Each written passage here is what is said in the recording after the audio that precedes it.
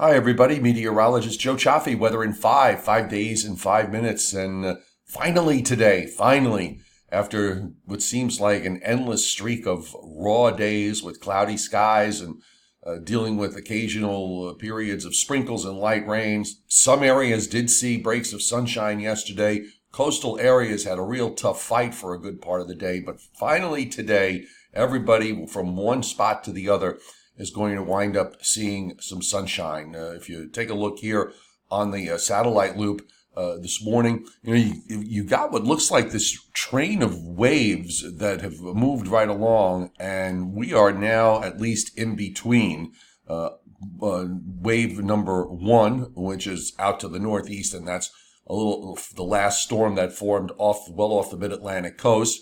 Here's our weather system that is arriving for Friday with a cold front and the chance for maybe a couple of scattered showers. And then number three is what's down in the southwest right now, and that is going to be bringing some rain here, unfortunately, over the weekend. The radar loop this morning does show quite a bit of activity moving into the Great Lakes, extending down in the middle Mississippi Valley.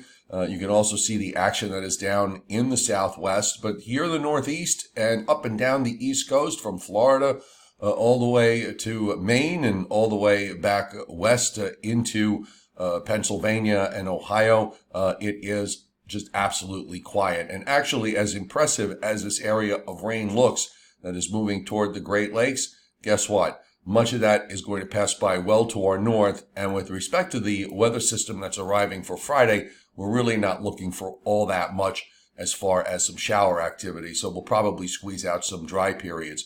Here's how it looks like on the surface map this morning. And of course, as we were waiting yesterday for this last low to develop and intensify, sitting southeast of Nova Scotia and Newfoundland, we had a nice northerly flow overnight to help clean house. And now we've got this little high that is kind of necked up and down from western New York down into Georgia. That's going to be overhead today.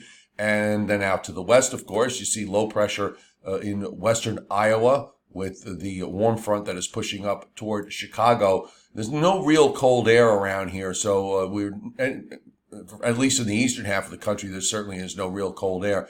So we're not really seeing any issues with regards to snow this time around.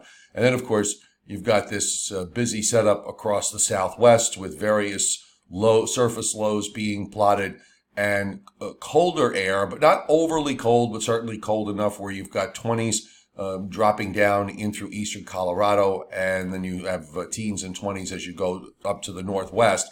But this is not any kind of bitter cold air mass that we are looking at. So going forward over the next 5 days, and we'll give you a little early look at what we think is going to be happening for Thanksgiving week. Things have kind of just adjusted a bit on the weather models. I think that's probably a good way of putting it. But no issues today with this high along the East Coast. We're looking at sunshine, maybe some high clouds coming in late in the afternoon and evening, especially in areas as you go northwest across upstate New York and into New England. But you see that first front really doesn't have much with it as it goes on by. Yeah, a couple of scattered showers tomorrow afternoon and evening. The front will stall out. And now we've got this wave of low pressure right here this is Saturday morning. So the old front is stalled out and you get that wave, and the wave is moving to the northeast. Looks like the primary low is going to wind up trying to go to eastern Ohio or western Pennsylvania.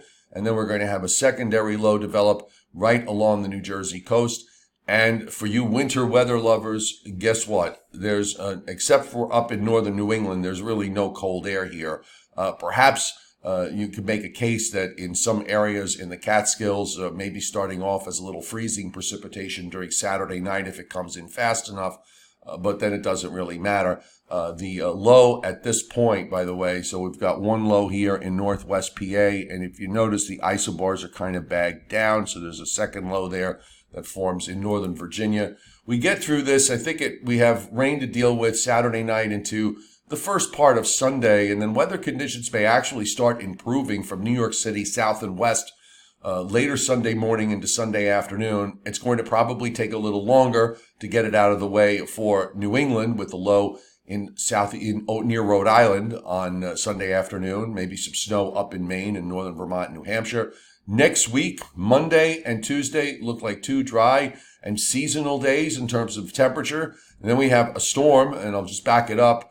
We do have a storm system coming out of the central Rockies, probably some snow in Colorado and in through parts of Kansas. Models have really backed off on this in terms of the development. I mean, they still eventually wind up with a wrapped up low, but that's when it gets up to the Great Lakes.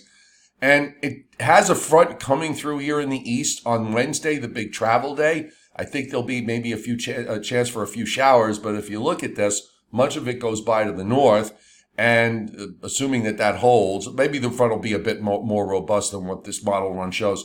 And then for Thanksgiving Day, starts out kind of breezy, but it looks like a dry day for Thanksgiving, and then also a dry day to start at least for the big shopping day next Friday. But by that point, we're still pretty far out in the long range, so why don't we wait to figure out what's going to happen with that. So thanks for being here for Weather in 5 this morning. We'll have our live stream tonight. I was unfortunately not able to live stream from my library presentation yesterday because somehow all my audio settings were turned off. I have no idea how this technical stuff happens and how computers do that. But I have a new laptop with Windows 10, and I have to tell you, I am really underwhelmed by its performance. It does weird things. It changes settings on me. I don't know. I'll still have to figure it out. All right. So we'll see you later. Website posts are up. The app is updated. And we'll have a live stream tonight at 7 o'clock Eastern time. And I did fix the audio, so it should work. Good night, everybody. Or goodbye, everybody. We'll see you tonight.